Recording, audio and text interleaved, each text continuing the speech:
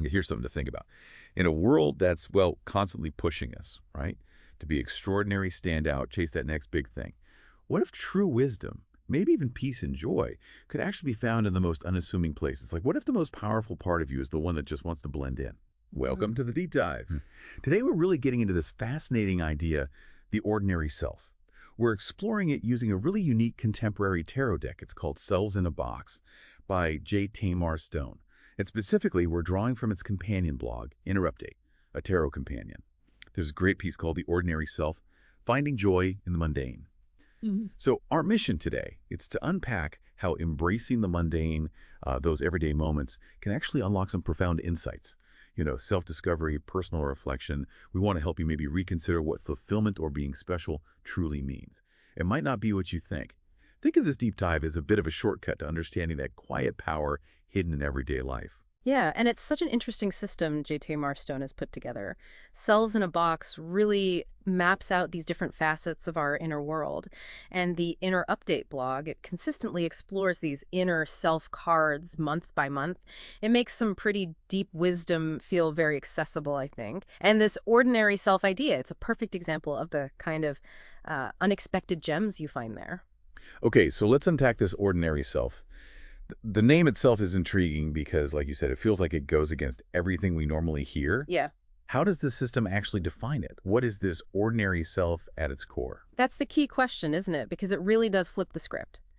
Essentially, the ordinary self is described as that part of you that finds deep satisfaction, not in the big wins or applause, but in the quiet stuff, the often overlooked rhythms of just, well, daily life.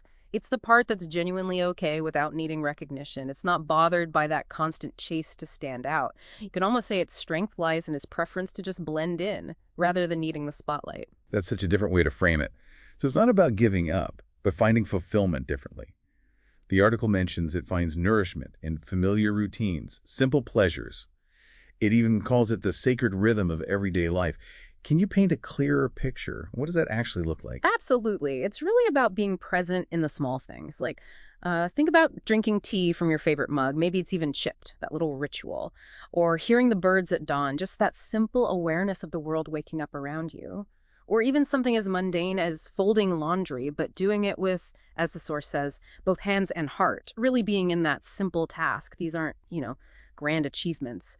But the blog describes them as these quiet moments where the ordinary self feels most alive, most grounded. It's like an internal sense of joy fueled by presence, not by performing for anyone. Wow, that really does challenge our typical ideas of satisfaction. We're just bombarded, aren't we, with messages to go big, be unique, find the extraordinary. So yeah, embracing the mundane feels almost counterintuitive. But good. Here's where it gets really interesting, according to the source.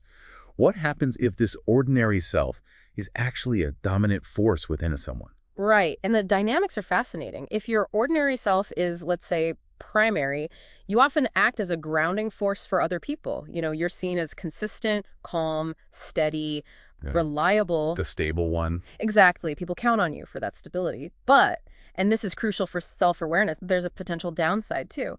How do you know when that stability might tip over into stagnation? Because a really strong ordinary self, while valuable, might also make you resistant to change. Maybe you shun risks, even necessary ones. Or there could even be a subtle judgment looking down on people who dream bigger or chase novelty. The sensible one judging the dreamer. Sort of. It's about finding that balance, leveraging the quiet strength without letting it box you in or prevent growth. That makes total sense. Stability's great, but not if it hardens into rigidity.